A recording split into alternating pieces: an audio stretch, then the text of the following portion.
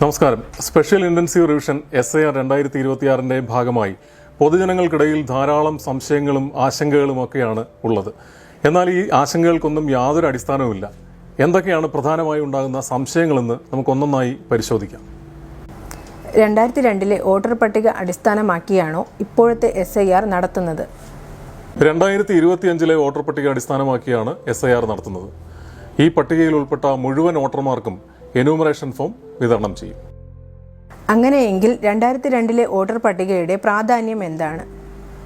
സംസ്ഥാനത്ത് അവസാനമായി SIR നടന്നത് 2002-ലാണ്.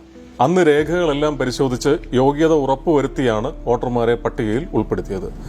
അതുകൊണ്ട് തന്നെ അന്നത്തെ പട്ടികയിൽ ഉൾപ്പെട്ടവർക്കോ അവരുടെ ബന്ധുക്കൾക്കോ ഇപ്പോൾ രേഖകൾ സമർപ്പിക്കേണ്ടി വരുന്നില്ല. എന്യൂമറേഷൻ ഫോം ലഭിച്ച ഒരു വോട്ടർക്ക് 2002 പട്ടികയിൽ തന്റെ പേരോ അതില്ലാത്ത പക്ഷം ബന്ധുവിന്റെ പേരോ എങ്ങനെ കണ്ടെത്താം? ഇലക്ഷൻ കമ്മീഷന്റെ വോട്ടേഴ്സ് പോർട്ടലിലോ മുഖ്യ തെരഞ്ഞെടുപ്പ് ഓഫീസറുടെ വെബ്സൈറ്റിലോ കൂടാതെ ബൂത്ത് ലെവൽ ഓഫീസറുടെ പക്കലിലുള്ള പട്ടികയിലോ പരിശോധിക്കാവുന്നതാണ്.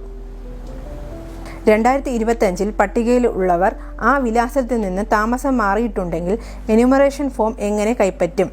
എങ്ങനെ പൂരിപ്പിച്ച് തിരിച്ചേൽപ്പിക്കും?